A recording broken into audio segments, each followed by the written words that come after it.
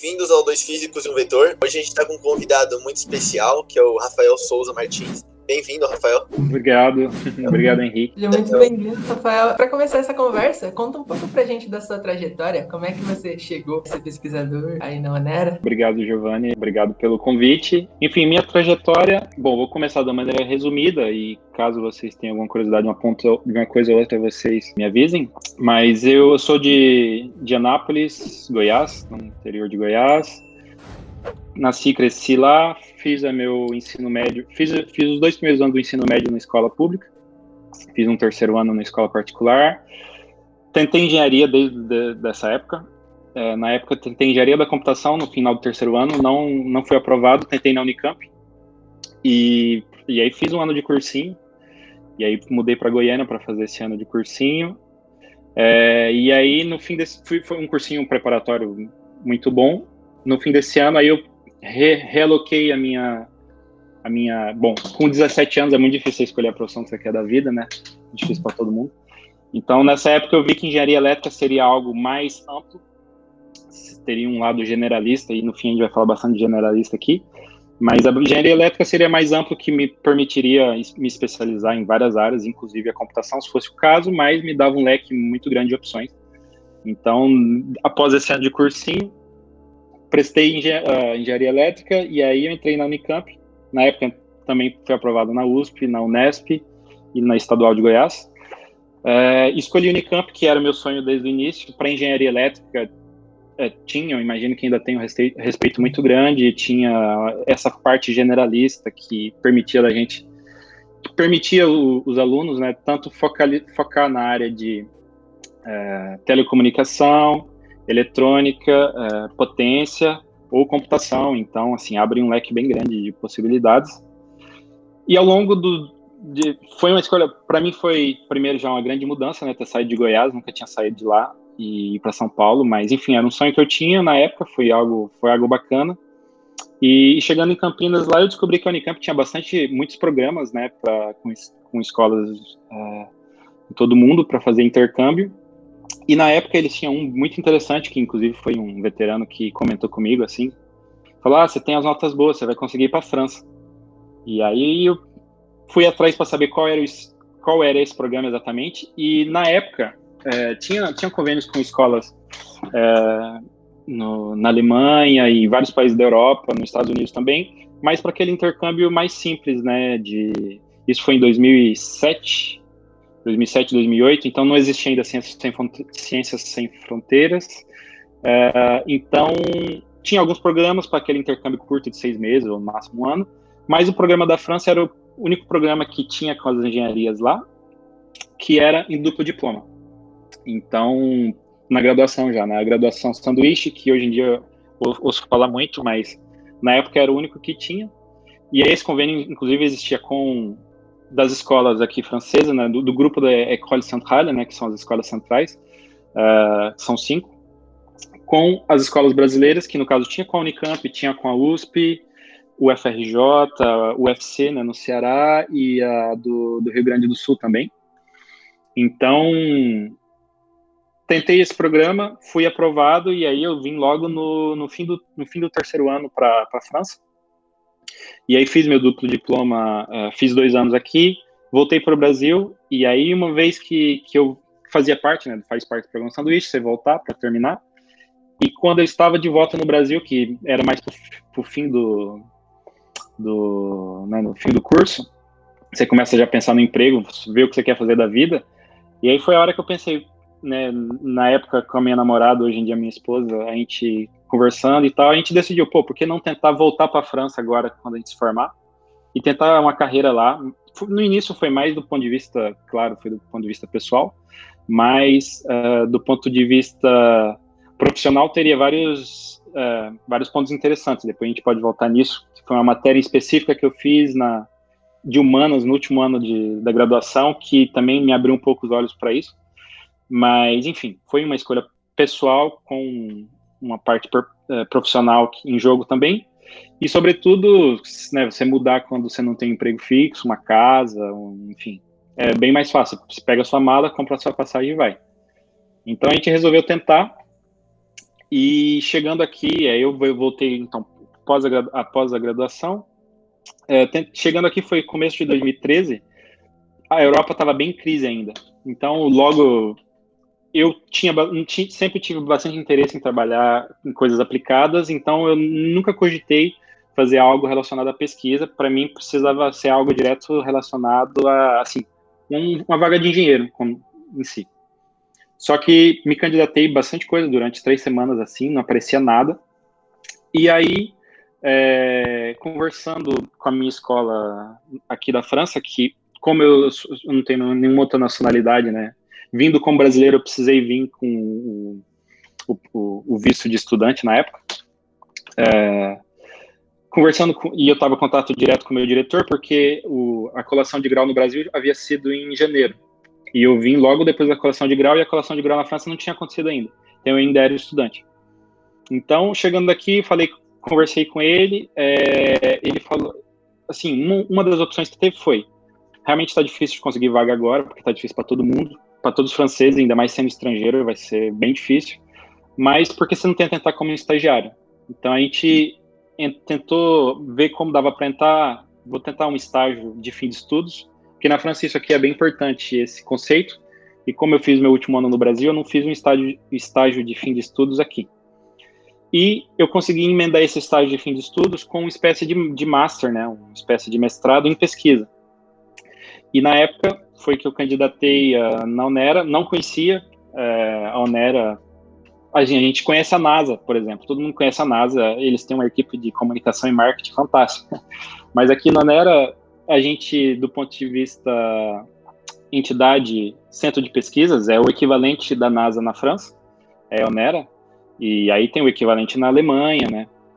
Tem o equivalente no Japão, todos os seus países têm o seu centro de pesquisa aeroespacial. E a Onera eu nunca tinha ouvido falar, mesmo tendo morado aqui 2 anos, mas quando vi uma vaga interessante, me candidatei. Em paralelo, também candidatei para as coisas relacionadas à energia atômica, porque tem o CEA, que é o Centro de Energia Atômica aqui da França, que eles têm muito dinheiro, eles, assim, do ponto de vista pesquisa, eles fazem uma pesquisa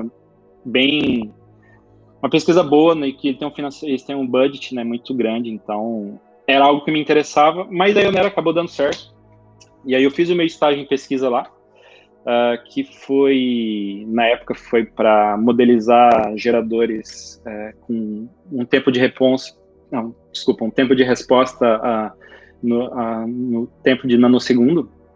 Então era um gerador alta tensão com um tempo característico no nanosegundo, e redigi uma dissertação, um relatório de fim de estudos, né, que eu defendi isso como um master aqui na França, um master pesquisa. E ao longo desse relatório, ou ao longo desse estágio, eles deram oportunidade, né, tem bastante vaga de doutorado lá, e eles falaram, tem uma vaga aberta aqui na equipe, assim, se te interessa, você tem um perfil que pode encaixar. Na época, para mim, foi um baque, foi algo que eu não esperava, porque eu queria realmente entrar como o trabalho que a gente consegue visualizar no Brasil como um trabalho de engenheiro mesmo, né? Porque a gente, ainda mais na engenharia, não sei vocês na física, mas a gente associa bastante quem faz um doutorado, ou fazer um doutorado, como fechar portas para a indústria. E eu, por mais que eu sempre gostei bastante de ciência em geral, assim, né, sempre gostei das matérias bem ciência tipo eletromagnetismo, as matérias de mecânica dos fluidos que a gente tem no ensino superior, mas que eu gostava bastante dessas partes técnicas e acadêmicas, eu tinha vontade de trabalhar trabalhar com algo aplicado, construir alguma coisa, ver as coisas acontecer, naquele sonho de engenheiro, assim. E então, para mim, a opção de fazer um doutorado seria fechar portas na indústria. E aí conversei com bastante gente, inclusive o meu diretor lá da Centrale, pessoas no Brasil também. E aí os franceses com uma bagagem maior, que tanto da indústria quanto do meio acadêmico, que eu conversei, eles falaram, esse raciocínio que você tem existia na França nos anos 70, mas isso mudou, e hoje em dia se sabe que para você ter, mesmo que seja um engenheiro aplicado bom, o fato dele ter feito um doutorado vai trazer muita bagagem para esse posto, para esse cargo que ele ocupa. Então, não esquece esse preconceito que você tem, fazer um doutorado não te fechará portas na indústria, se assim você decidir ir no fim, assim, no fim da tese. Você falou perfeito, que acontece no Brasil até hoje. As pessoas pensam que você ir para a área de pesquisa, você fazer um mestrado, um doutorado, um pós-doutorado, vai impedir de você conciliar, né, sua pesquisa com o conhecimento técnico de trabalhar para uma empresa, né?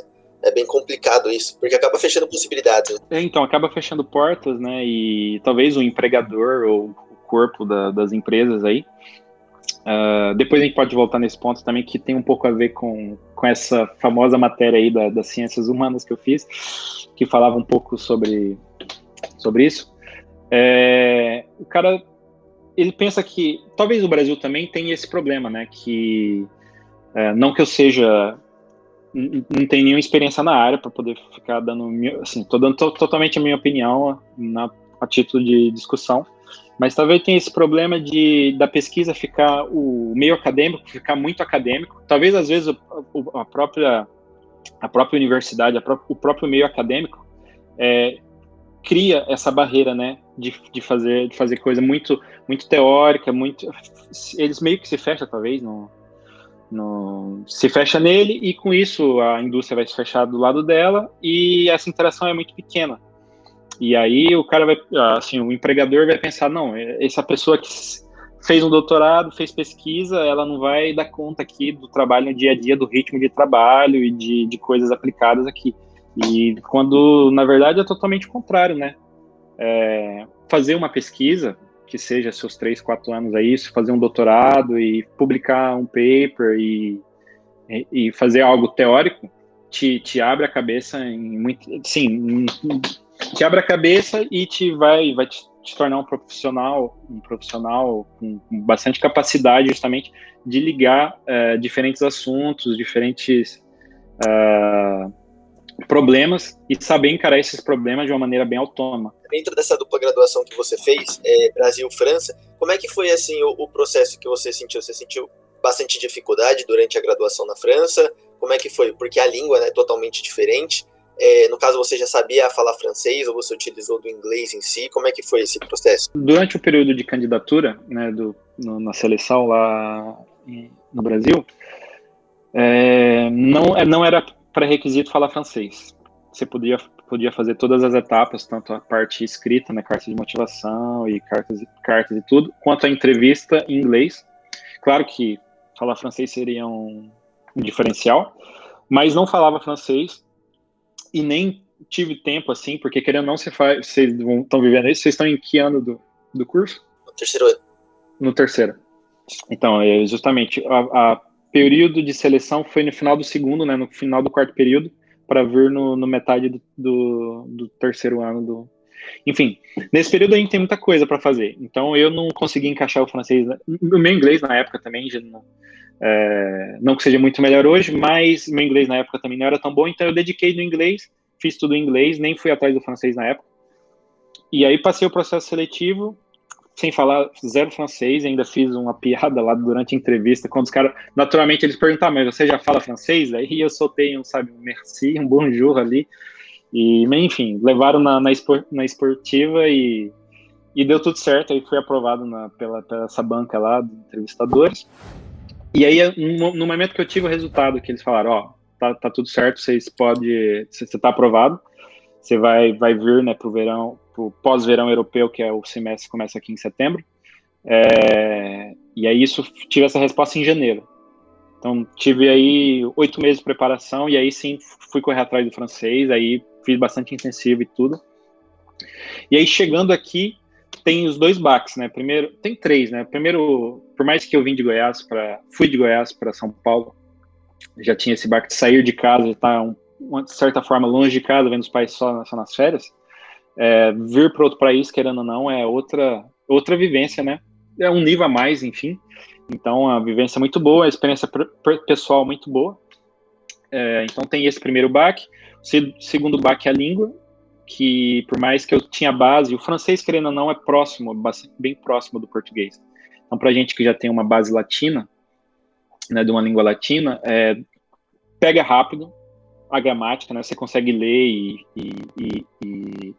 e escrever é difícil, mas enfim, você consegue pegar rápido a leitura, mas o ouvido foi muito difícil. Foi muito difícil no começo, para o meu nível de francês, né? Tinha outros colegas do duplo diploma, porque o duplo diploma, como pega a gente de todas as escolas aí do Brasil, nós éramos, na nossa turma, nós éramos 10, eu acho. 10 ou 11.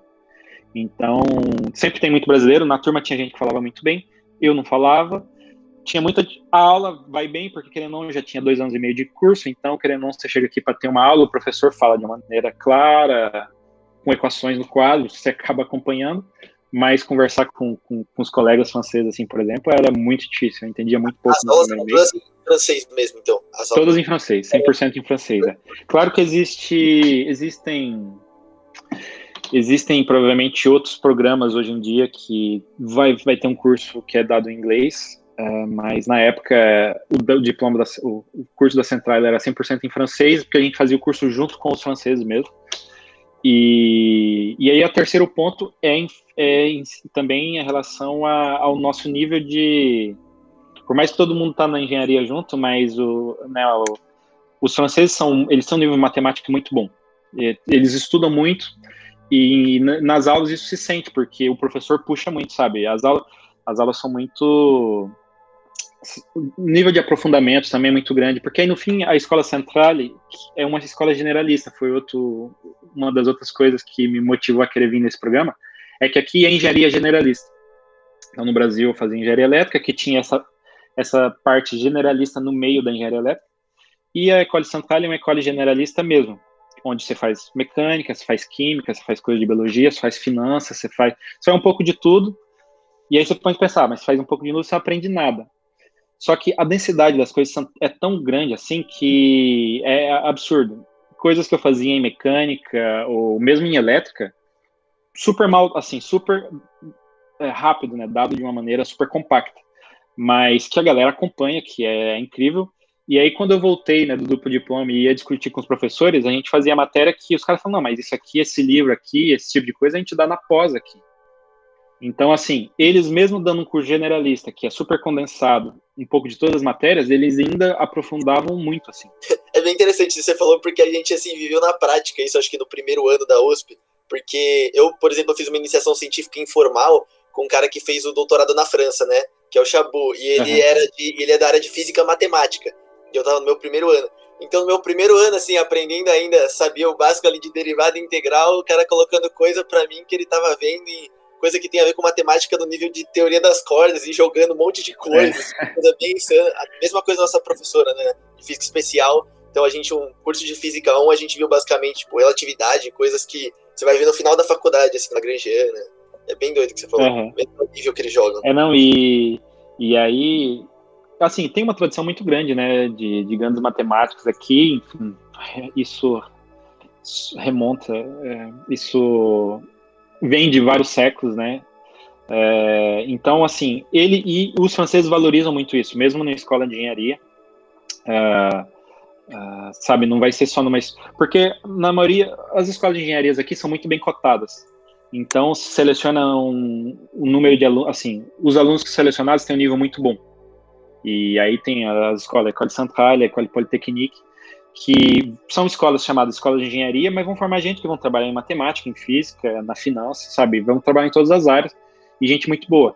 E o pessoal que entra nos concursos, né, dessas escolas, eles têm um nível muito bom, e os franceses cobram muita matemática, realmente é muito aprofundado. Então isso é uma dificuldade a mais. Claro que a gente brasileiro, a gente sempre dá um jeito, né? E no duplo diploma lá, todo mundo se virava aos trancos e barrancos, mas no começo era um baque grande. Sorte que sempre tinha os brasileiros veteranos, que é os que estavam no segundo ano já do duplo diploma, que falavam, não, você vai sofrer bastante, mas todo brasileiro dá um jeito no fim, tem que se dedicar, sabe, tem que ter muitas horas de estudo ali para recuperar essa defasagem, mas no fim do curso, pelo menos, você acompanha. Eu ia perguntar um pouco mais a ver com o seu trabalho, porque, assim, existem 2 tipos de pesquisador, né? Tem um pesquisador que é mais pro lado teórico e tem um que é mais pro lado experimental. Sim, não, desculpa, no fim eu acabei falando bastante aqui e a gente parou antes de completar, né? Vocês pediram para me explicar, mas eu acho que entra agora, né? Se você quiser, Giovanni, mas desculpa te interromper, você pode terminar a pergunta? Sim, aí eu só ia perguntar como é que o seu trabalho é feito, né? Porque o seu trabalho é mais pro lado experimental. Aí como é que é feito, assim? Como é que funciona? Então, e aí, bom, aproveitar o gancho para responder a sua pergunta e vou voltar ali onde a gente parou, que aí eu fiz a gente acabou derivando quando teve a oportunidade do doutorado. No fim, aceitei fazer o doutorado, fiz o doutorado durante 3 anos. Uma especificidade também que eu vou comentar, porque é algo que não existe no Brasil e é interessante, porque quem sabe daqui a uns anos a gente pode ter isso, que é outro motivo que me agradou e me motivou a querer fazer o doutorado.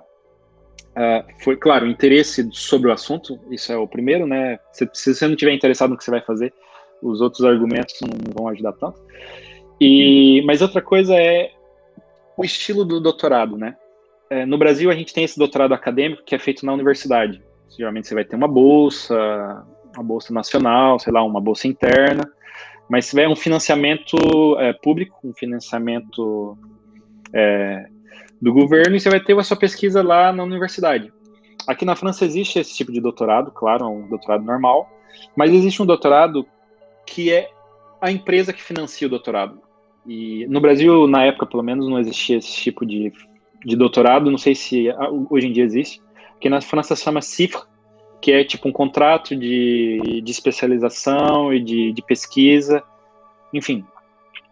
O que esse contrato faz? Esse contrato faz com que você assine com uma empresa, você assina um contrato, no caso, assina um contrato de 3 anos. Então, você tem ali 36 meses para executar uma pesquisa, onde você vai ter autonomia para trabalhar 100% na sua pesquisa, que está já estabelecida desde o início.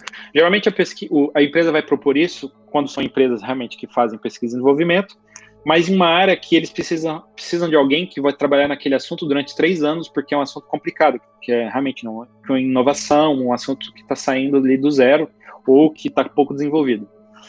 Então, a empresa vem financiar, ela vai pagar os 3 anos e você vai executar os 3 anos de pesquisa dentro da empresa. Claro que a empresa não pode te dar um diploma e, em paralelo com isso, tem a presença da universidade. Então, você vai ter um orientador acadêmico, você vai ter um orientador oficial que vai assinar a sua tese, mas você não tem nenhum compromisso com a universidade em si. Você vai visitar o seu orientador, você vai fazer reuniões para ele justamente fazer o enquadramento da sua pesquisa de um ponto de vista mais científico, porque às vezes a empresa quer mais de um ponto de vista dela, né, para os benefícios dela, mas aí é o seu orientador que vai vir a realmente estabelecer os bons métodos para fazer um doutorado de verdade, mas você acaba vendo ele uma vez no mês, ou às vezes, quando está muito corrido, uma vez a cada 15 dias. Mas ele vem meio que só te orientar desse ponto de vista, realmente colocar em forma a sua pesquisa. Mas você convive, você trabalha 100% com o pessoal da empresa. Claro que na empresa vai ter doutores também, pessoal desse nível. Às vezes, não a ponto de ser um orientador acadêmico também, mas que tem uma boa experiência em pesquisa. Então, querendo ou não, você está bem cercado. Então, com isso, tem esse fator que é bem diferente, né? O doutorado dado pela empresa, e isso foi que também me pensou, isso também, eu estou entrando numa empresa, eu pago pela empresa, fazendo algo bem aplicado, eu não vou fechar tanto as minhas portas assim. Então, esse gancho foi para dizer que os 3 anos que eu fiquei lá foram 3 anos cravados, porque a empresa é realmente um contrato de trabalho, sabe? Eu tinha 3 anos para fazer a minha tese. Mas isso dá certo, assim, no Brasil eu sei que às vezes a tese pode demorar mais em função das bolsas e tal, mas enfim. É bom ter esse cronograma, porque acaba te impulsionando, né? É uma coisa boa ter essas coisas dos 3 anos. E a minha tese em si foi sobre... não vou entrar em detalhes, mas de acordo com a curiosidade que vocês estão perguntando, mas a minha tese era para proteger os aviões contra o impacto de raios. Então, todo avião comercial é susceptível a ser atingido por um raio. Em média, um avião comercial ele é atingido a cada 1.500 horas de voo, e isso dá mais ou menos 2 vezes por ano para um avião de linha que voa todo dia. Então, ao longo de uma vida útil de um avião que vai durar aí seus 40, 50 anos, ele vai receber quase sem impactos de raio. Então, vocês não vêem um avião caindo todo dia por causa de raio, porque realmente eles são feitos para suportar os estresses devido ao impacto. Então, desde a concepção do avião, o avião precisa ser protegido, né? Tem as normas e tudo, ele precisa passar por todas as normas para realmente não ter nenhum problema com os passageiros quando o impacto acontecer, que acontece, né, frequentemente. Então, tem o pessoal da equipe, a nossa equipe, eu trabalho na equipe de plasmas e raios, então tem a parte da equipe que trabalha com propulsão elétrica utilizando plasma, e tem uma parte que trabalha com a proteção de raios contra avião, tanto na parte teórica, para desenvolver modelos e códigos de simulação para realmente fazer previsões e desenvolver novos materiais, mas, naturalmente, toda boa equipe teórica, ela tem um bom suporte na equipe experimental. Então, a minha parte foi a parte experimental, onde a gente tinha um gerador. A gente tem um gerador que faz um raio em uma pequena escala, e a gente vinha testar os materiais aeronáuticos em geral, novos materiais inovantes, novas proteções. Claro que fazer só teste é uma coisa de engenheiro. A minha pesquisa em si era realmente caracterizar a interação desse plasma, né, porque o raio é o caso de um arco elétrico, e o arco elétrico é um caso particular de um plasma, né, um gás, é o ar que, devido à passagem da corrente elétrica, vai aquecer, vai passar para o estado plasma, então vai emitir bastante luz, por isso que a gente vê, vai criar uma onda de choque que vai emitir o som, que é o barulho do trovão que a gente escuta. Então, na interação desse arco, né, desse arco elétrico, desse plasma com o avião, existia bastante questões ainda. Então, eu vim fazer uma caracterização experimental dessa interação, medindo pressão e temperatura interna, medindo várias grandezas, para justamente alimentar os códigos de simulação, para em seguida justamente poder simular casos mais complexos, geometrias mais complexas do avião e novos materiais e assim por diante. Então, o meu trabalho na tese foi 100% experimental, e aí no fim da tese, já completando, mas já para chegar onde eu estou hoje em dia, no fim da tese eu terminei em 2016, aí eu fiz um pós-doc breve, assim, de 6 meses, porque é isso, a Onera, né, sendo o Centro de Pesquisa Aeroespacial, é uma empresa, fazer um parênteses aqui rápido, mas, enfim, acho que eu respondi mais ou menos sua pergunta, Giovanni. Mas, enfim, fazer um parênteses rápido para falar um pouco da empresa, porque tudo vai se completar bem. A Onera é o Centro de Pesquisa Aeroespacial, que, como a gente falou no início, se equivaleria à NASA do ponto de vista...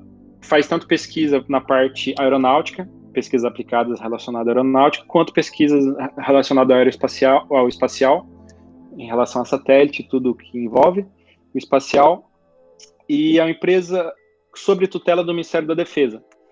Então, não é empresa militar, a gente trabalha tanto com investimento privado, quanto com investimento público, em média mais ou menos 50%. Então, o que acontece? É bem difícil conseguir entrar lá sendo estrangeiro, né? Então, no fim... Quando eu terminei o doutorado, eles não tinham ainda uma vaga que eles conseguiriam abrir para mim, e aí eu fui fazer um pós-doc. Eu fiz um pós-doc mais em modelização, e aí foi a parte que eu fui ver mais teoria, fui ver transferência radiativa, e justamente como a transferência radiativa do raio podia vir impactar o avião e coisas do tipo. E logo no começo do pós-doc, eles conseguiram abrir uma vaga para mim, e aí eu voltei para a Onera 6 meses depois.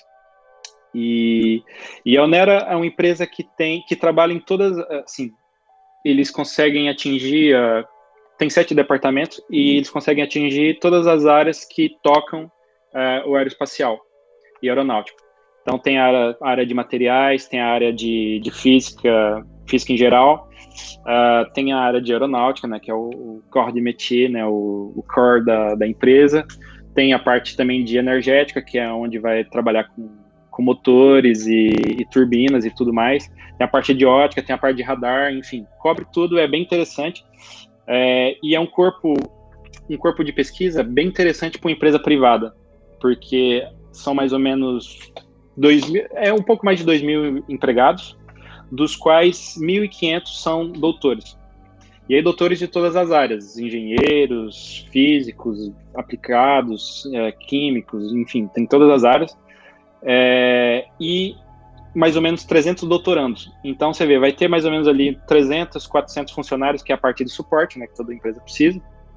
mas é uma empresa que tem um corpo de doutores assim muito grande, é uma empresa de pesquisa mesmo, por favor. O pessoal fala bastante, pensa que só assim, a pessoa formada em engenharia pode trabalhar em si, né, nessas empresas de tecnologia, e até como você falou, né, tem físicos, no caso, ou outras profissões. A maioria que trabalha são engenheiros mesmo. Como é que é o mercado de trabalho que você vê aí dentro para pessoas que fizeram, sei lá, alguma física de base em si, como a física, alguma matéria de base como a física, a matemática? Sua pergunta se refere mais específico à Onera ou de uma maneira geral na França? Acho que de uma maneira geral na França, tanto as áreas de pesquisa como a empresa em geral. As escolas aqui, as escolas de engenharia, é porque tem um pouco de abuso de linguagem, né? Aqui as principais escolas para eles são as escolas de engenharia, mas as escolas de engenharia formam os físicos, formam os químicos, formam os matemáticos, sabe? Então, tem um abuso de linguagem porque todo mundo sai com diploma de engenheiro, mas na verdade, assim, o cara fez física, sabe? Fez matemática, fez química. Então, é muito valorizado no fim das contas. Talvez tenha esse empecilho de, talvez se você chega, assim, dependendo do tipo da empresa, vai ter essa vontade de priorizar engenheiros, né? Enfim. Mas se for uma empresa com pesquisa, você sendo um físico que se encaixa no que eles precisam, você vai entrar, independente se você tem um diploma de física ou um diploma de engenharia, sabe? Então, eu consigo ver que tem essa abertura maior que provavelmente no Brasil ainda não tenha. Não sei te dizer, vocês podem me confirmar isso, mas aqui, respondendo direto à sua pergunta, aqui com diploma de física, de química, de matemática, se quiser trabalhar numa empresa com pesquisa aplicada, você vai entrar concorrendo com os engenheiros, mas você vai ser aceito. É legal isso que você falou. Você conhece algumas pessoas, não sei se você chega a ver essa divisão entre uma pessoa que trabalha, tipo, essa dualidade, a pessoa consegue trabalhar com engenharia e ao mesmo tempo fazer pesquisa em si em alguma área de física, porque assim, ou matemática, tanto faz, quando a gente estuda essas partes, você acaba aprofundando muito numa área, né? Quando você faz pesquisa sem ser muito aplicada. Mas você acha que é possível fazer essa mistura entre trabalhar em alguma empresa, diretamente ajudando ela com novos inventos tecnológicos, e ainda fazer uma pesquisa? Você acha possível misturar isso? Se a sua empresa te der essa abertura e você fizer isso no seu trabalho, para mim é algo que se casa bem, que é justamente onde eu acabei ficando, né? Mas, assim, se você realmente tiver um trabalho que for... Por exemplo, se você trabalha na produção, né, um engenheiro que vai trabalhar na produção de alguma coisa, em algum serviço, esse cara não vai ter tempo e nem conseguir aplicar uma pesquisa dele, né? Então, naturalmente, a pesquisa, mesmo se o cara gostasse ou fez um pouco na faculdade ou no fim dos estudos, ele vai sendo deixado de lado, assim, ele vai deixar de lado isso para focar no trabalho dele. Então, em função de qual, bom, parece meio óbvio isso que eu estou falando, mas em função de qual área que a sua empresa trabalha, do que você faça exatamente, dá para casar muito bem o trabalho de engenheiro com pesquisa. Após a minha tese, uma vez que eu tive o emprego pleno, né, aqui na França tem um termo bem claro para isso, chama CDI, que é contrato de duração indeterminada. E se você tem um contrato que tem data para terminar, você tem um CDD, né, contrato de duração determinada. Então, uma vez que eu me tornei CDI, comecei a fazer coisas um pouco mais engenheiro, né, fazer teste, por exemplo, com cliente, né, aqui a gente tem os clientes, bom, é fácil porque, querendo ou não tem muita gente que faz avião e o satélite. Os clientes são Airbus, as empresas, né, francesas aqui, a Dassault e coisas relacionadas a espaço e tal. Esses clientes precisam às vezes enfim, emendando a minha explicação aqui, uma pesquisa que a gente faz muito com esses clientes que são empresas privadas, é o seguinte: os caras precisam desenvolver, que aí você vai meio que entender onde que um pesquisador de qualquer área entra para trabalhar com engenharia. Uma empresa como a Airbus, que é muito grande, tem muitos pesquisadores, tem um centro de pesquisa e desenvolvimento também, mas às vezes eles precisam desenvolver um determinado produto ou avançar um determinado ponto do produto deles, que eles não têm a competência, eles não têm um corpo de engenheiros, de pesquisadores que tem aquela competência. Então é nessa hora que as empresas privadas vêm procurar a gente, né, vêm procurar a Onera, no caso, porque como a gente toca em todas as partes relacionadas à aeroespacial, vai ter certamente um cara ou uma equipe que sabe muito bem determinado assunto, então eles vão financiar a pesquisa. Claro que aí tem essa questão da parte confidencial, mas né, não é que a gente vai fazer o trabalho com ele, vai sair publicando, enfim, tem essa parte da propriedade intelectual na história, mas a gente vai fazer uma coisa bem inovante, né, a gente vai fazer algo bem que a empresa privada não conseguiu fazer, e depois vai compartilhar os resultados para justamente que eles possam avançar. Então, assim, você vai tocar em algo, né, que vai ser a nova geração das aeronaves aí, então algo bem palpável, né, bem aplicado, mas precisando usar a pesquisa nisso. E aí, às vezes, realmente, a gente não vai publicar o resultado do cliente, naturalmente, mas os métodos que a gente desenvolveu usando aquele serviço, isso a gente vai publicar. As grandes linhas, sem citar, sabe, produtos e tal, a gente vai publicar. Bem interessante você falou, Rafael, porque a gente não vê muito, por exemplo, aqui no Brasil, esse alinhamento, né, entre empresa e universidade pública, né? A gente não vê, eu acho que pelo menos tanto quanto em outros países, uma abertura de mercado para, sei lá, empresas grandes, não assim contratarem, mas financiarem a pesquisa dos próprios doutores, né? Tanto nesse seu caso, quanto a empresa pagar o seu próprio doutorado, para você ajudar ela a se desenvolver. Então, acho que bem interessante o que você falou. Então, emendando nisso, eu vou fazer um comentário sobre... Então, eu fiz uma matéria que talvez aí na USP vocês vão ter que fazer também. Na época era obrigatório na minha grade, que era Ciência, Tecnologia e Sociedade, o título da matéria. E aí eu fiz ela no último semestre, antes de formar. E aí era dada na geografia e tudo, e geralmente a gente é super preconceituoso, né? Fazer matéria lá no Humanos e tal. Mas enfim, você tem que fazer, então todos os engenheiros lá, da mecânica, da química, da engenharia de alimentos e tal, todo mundo se encontrava nessa turma lá, lá na geografia, para fazer ciência, tecnologia e sociedade. Mas no fim foi um curso muito legal, assim, onde o objetivo da professora era, assim, o objetivo do curso, né, do jeito que ela montou a aula, era para mostrar esse gap que existia em 2012, mas infelizmente não deve ter mudado muito, entre indústria e universidade.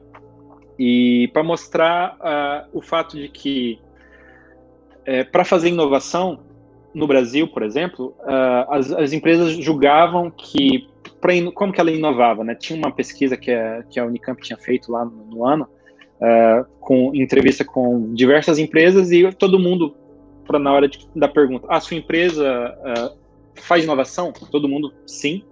Como que ela faz inovação? E nas escolhas era, eu compro uma máquina que acabou de ser lançada dos alemães, eu compro determinado produto dos japoneses, enfim. Trazer o produto para a empresa, um produto inovante, para eles é fazer inovação. E, enfim, você vê a cabeça da galera na época. E aí, talvez até hoje, mas...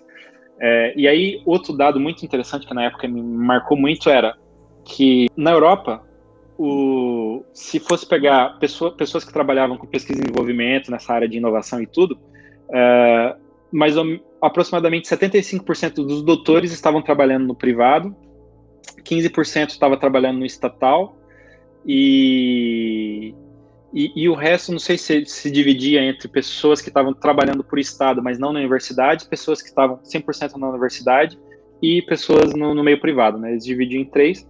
E esse número no Brasil era justamente o oposto.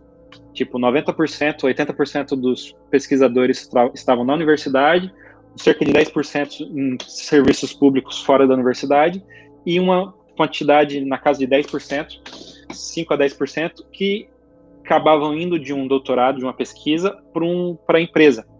E aí ela tentava fazer a relação entre justamente esses números, né? O fato de que tem muito pouco doutor, enfim, tem muito pouco pesquisador que vai conseguir trabalhar no meio privado no Brasil, e por outro lado, a inovação no Brasil estava muito baixa. Ela tentava fazer um paralelo entre os dois, e fazendo comparação com os principais países da Europa, nos Estados Unidos e no Japão, por exemplo, onde se emprega muito pesquisador, muita pessoa que tem já um mestrado, um doutorado, uma pesquisa, né? E, naturalmente, esses caras que vão fazer inovação, porque tem um elo muito grande, né, entre justamente o acadêmico e a indústria. E aí ela ainda falava, não, enfim, a geração de vocês que tem que mudar isso, né, que tem que trazer as empresas, a indústria para a universidade, e a universidade também não pode se fechar nela mesma, não pode ser preconceituosa com o meio também profissional, tinha que melhorar esse contato. Enfim, foi algo que depois desse curso, e pensando, na Europa eu vou ter oportunidade de trabalhar numa empresa como eu quero, mas também não vou fechar portas, né, assim, do ponto de vista, eu poderia continuar um pouco na ciência, mas não fecharia a porta. Então já tinha um pouco dessa história também. Eu ia perguntar, até um pouco a ver com isso, quais contribuições mais diretas que você acredita que a sua área de pesquisa vai trazer, assim, para a humanidade? Tipo, você mencionou sobre formatos diferentes, né, de aviões, de forma para conduzir melhor a eletricidade dos raios, alguma coisa assim? Então, na minha pesquisa em si, só para dar um contexto, né, talvez eu atropelei um pouco, mas enfim, vocês me param, vocês refazem a pergunta, desculpa se foi meio confuso, espero estar sendo claro o suficiente, mas o contexto é o seguinte: os aviões que são as últimas gerações dos anos 70, 80, são aviões majoritariamente de alumínio. E o alumínio conduz bem a eletricidade, então quando o impacto do raio acontecia, era de certa forma fácil de proteger, porque ia circular na fuselagem, mas sem maiores problemas. Só que a partir dos anos 90, 2000, tem uma vontade muito grande de se reduzir a emissão de combustíveis fósseis, né? E como que você melhora isso, né? Como você melhora a performance dos aviões? Você pode melhorar o motor, então tem muita pesquisa nisso, né, para melhorar a eficiência dos motores. Claro que tem um certo limite, mas enfim, ainda existe muita pesquisa nisso. Mas o outro jeito é reduzir o peso dos aviões, né? Reduzir o peso das aeronaves. Então são as duas principais maneiras de conseguir reduzir o consumo de combustível. E nessa parte onde reduz o peso de aeronave foi onde o uso da fibra de carbono nos aviões, e hoje em dia mesmo nos carros, né, nos automóveis também se usa bastante, mas o uso da fibra de carbono permitiu reduzir muito o peso dos aviões, mas por outro lado o carbono conduz tanto termicamente quanto eletricamente cerca de 1000 vezes menos que o alumínio. Então, localmente onde o impacto do raio acontece, tinha um estresse mecânico e térmico muito grande. Então, claro que os aviões não voaram sem proteção, né? Teve que passar, assim, falo isso para ninguém ficar com medo de voar. O seu avião vai ser atingido, mas ele foi certificado para isso, não tem nenhum risco, né? Ninguém vai ver um avião caindo por causa do raio. Mas com essas novas gerações desses materiais, a fibra de carbono, produtores de aviões, precisaram pensar em novas proteções, porque só a proteção passada não funcionava. Então, por exemplo, os 2 programas mais recentes que saíram, que é o Dreamliner da Boeing, que é o 787, e o A350 da Airbus, que são 2 bem compatíveis, assim, 2 concorrentes. Então, esses 2 aviões foram lançados em 2012.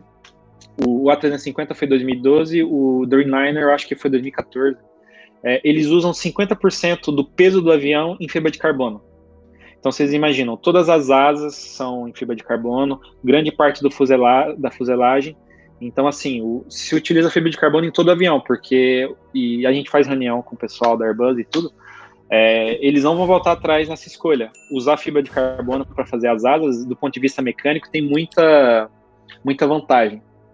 E não só a Airbus, né? Aviões menores como os da Dassault também, provavelmente a Embraer segue a mesma linha.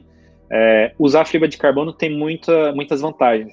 Então, eles assumem, não que eles assumam um risco, mas eles preferem gastar dinheiro para realmente ter que proteger o avião contra as agressões atmosféricas, como raio ou o gelo, né, contra o icing, mas eles não vão abrir mão de usar fibra de carbono.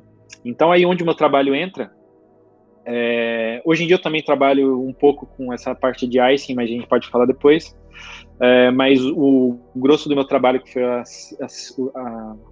a sequência da minha tese, é ajudar eles a desenvolver novos tipos de proteção que sejam, ao mesmo tempo, mais eficientes para proteger, e sendo mais eficiente, naturalmente, a maioria das vezes, a gente vai conseguir que elas sejam mais econômicas, né? Então, claro que tem o fator financeiro sempre vai ser muito motivador nisso, né? A gente trabalha pela beleza da ciência, mas o fator financeiro é o que guia a sua pesquisa. Então, assim, tornar as proteções mais eficientes vão ajudar na proteção, mas ao mesmo tempo também é de um jeito de otimizar a produção, às vezes, sabe, algo que possa diminuir o tempo de produção, por exemplo, porque para os caras da área da aeronáutica, né, para o supply chain deles, o tempo é muito importante. Então, entra mais ou menos nisso. Eu não sei se, como você mencionou, Giovanni, se seria algo para o bem da humanidade, assim, mas, enfim, a minha pesquisa em si vem responder vem responder a uma necessidade da indústria e que vai impactar todo mundo, né? Que vai ter aviões mais leves, mais limpos, né? Que poluem menos e com o safety, né? Com a proteção e com a segurança necessária para que o mercado e o meio da aeronáutica requer, né? Na sua casa, você tinha falado, Rafael, antes pra gente, você tinha falado do pós-doutorado que você chegou a fazer, eu acho que por 6 meses. Você continua fazendo o pós-doutorado? Como é que foi? Outra coisa também é isso, eu não tenho tanta experiência no Brasil para fazer paralelos, mas aqui, assim, o pós-doutorado aqui na França tem quando você termina o seu doutorado, você vai fazer um pós-doutorado, geralmente são 2 situações. Ou você quer seguir no meio acadêmico para fazer um concurso para professor e tal, ou pesquisador titular numa universidade, que pós-doutorado é meio que um requisito, ter 2, por exemplo. Então, se você quer seguir no meio acadêmico, você vai naturalmente fazer uma pós. Ou você quer entrar por exemplo, você fez um doutorado, geralmente você vai querer entrar num lugar numa empresa que faz pesquisa em desenvolvimento, né, fazer uma pesquisa aplicada, mas você não conseguiu achar a vaga ainda. Então, você veio que vai fazer o pós-doc, claro, para enriquecer o seu currículo, mas ao mesmo tempo para ganhar um tempo e ganhar também um financiamento até conseguir um emprego pleno. Então, no meu caso, foi 100% isso. Tanto é que foi o meu próprio chefe que queria me contratar e precisava conseguir abrir a vaga, que falou conseguiu, assim, falar, por que você não faz o pós-doc nessa área? E no fim, a gente acabou fazendo... O pós-doc eu que escolhi o que eu queria fazer. E no fim foi bom porque eu pude ver essa parte mais modelização, mais teórica, né? Então foram 6 meses realmente assim com bastante código, desenvolver código, mas sobretudo fazer uma modelização da interação do raio, da transferência radiativa do raio com o material aeronáutico. Então foi uma experiência boa, curta, mas curta desde o início. Eu assinei o contrato por 1 ano, eu tinha feito o contrato de pós-doc que tinha 1 ano, mas logo que saiu a vaga da Onera, aí eu já pedi demissão, né? Mas aí, enfim, parando o meu pós-doc, né? Obviamente eu não tinha terminado ainda, mas como tinha bastante interesse para a empresa, eles me permitiram fazer assim algumas horas ao longo do mês ou do ano no assunto. E coincidentemente, você fazer essa pergunta, o meu paper do meu pós-doc foi publicado no passado, com 3 anos de atraso, porque eu não tinha tempo de terminar. E aí, claro que eles me davam tempo, mas eles têm os interesses deles também. Então, eles não queriam que eu passasse 1 mês trabalhando nisso. Eu não tinha meus compromissos com a empresa. E quando dava um tempinho ali, reservava 2, 3 dias para voltar um pouco na pesquisa do pós-doc. E no fim a gente conseguiu publicar os resultados, né? O paper saiu ano passado. Interessante. 2 perguntas que eu tenho aqui é o que te fez querer fazer engenharia elétrica e o que te motivou a escolher a sua área de pesquisa que você escolheu? Então, engenharia elétrica foi, como a gente conversou, assim, eu comentei no começo, foi para ter uma opção generalista, né? Uma opção ampla. Porque, mais ou menos assim, eu gostava de comentar isso quando eu conversava com o pessoal mais jovem que tá escolhendo o curso, foi uma maneira de postergar a escolha. Porque com a engenharia... Bom, o fato da engenharia em si sempre tinha... Gostava bastante de física, gostava de matemática, no ensino médio, então, no 3º ano, onde eu fui fazer uma escola particular, um pouco conheci melhor a física, conheci melhor a matemática, queria fazer exatas, isso foi inevitável, e a engenharia foi para também, né, queria fazer exatas, mas aí, como a gente tem esse preconceito no Brasil de que para fazer exatas. Se você for fazer física ou matemática, você vai ficar fadado a meio acadêmico. Eu também queria ver as coisas acontecerem, desenvolver coisas. Então, engenharia foi naturalmente assim. A elétrica em si foi porque eu fiquei bastante entre elétrica e mecânica. Na época tinha esse apelo aí de... A gente era deslumbrado com computação, então, tanto é que eu tentei engenharia da computação inicialmente, né?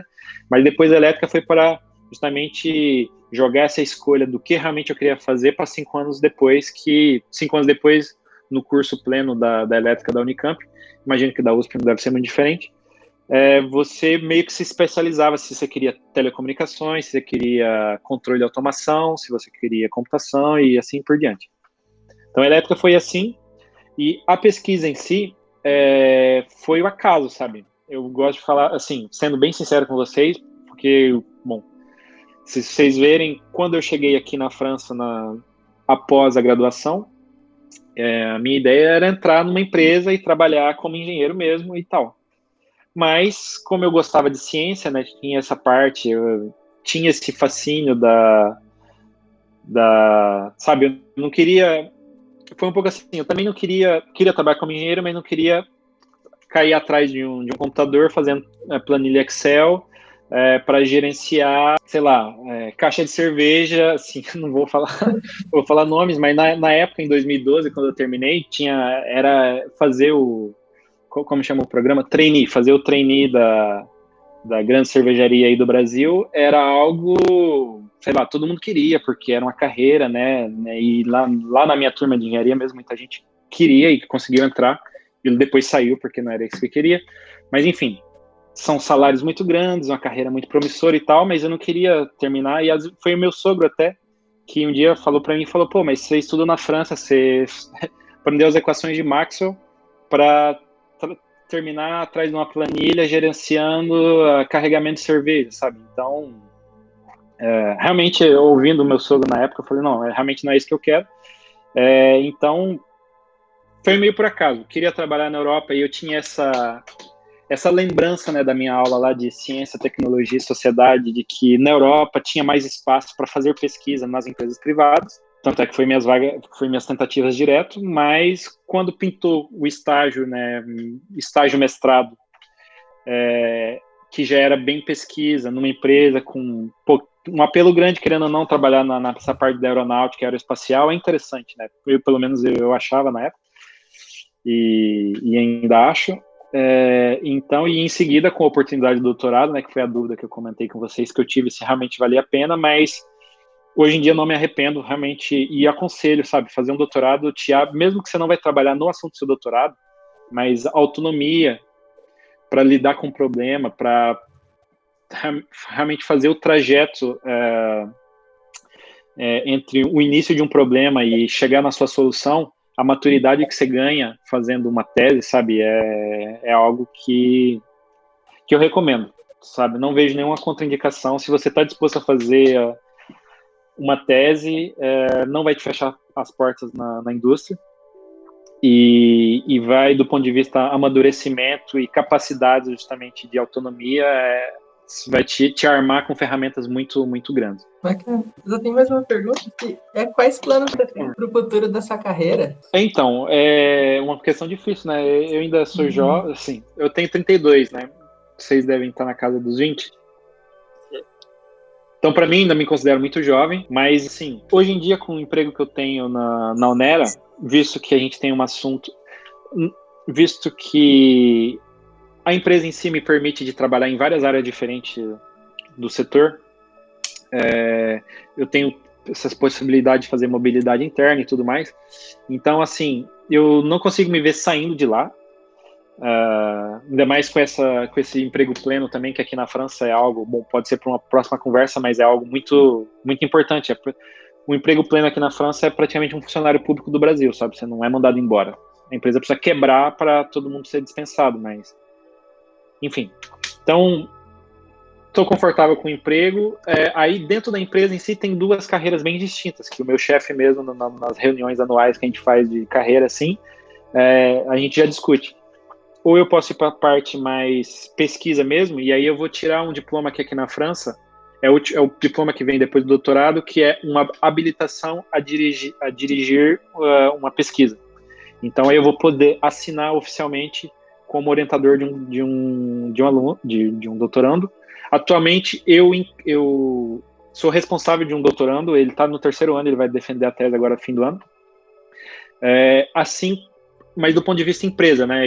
Ele está sobre a minha tutela do ponto de vista empresa, e como ele tem um contrato, como eu tive, né, um contrato com uma empresa, a gente se vê todo dia e eu oriento a tese dele, mas de um ponto de vista não oficial. E aí ele tem o orientador dele acadêmico, que é onde o orientador que assina e a escola que ele está matriculado para receber o diploma depois da defesa. Então, assim, tem essas duas carreiras. Tem a carreira mais acadêmica, que aí seria mais acadêmica, assim, mais pesquisador mesmo, que seria tirar essa habilitação para ser orientador e construir a carreira toda só em pesquisa.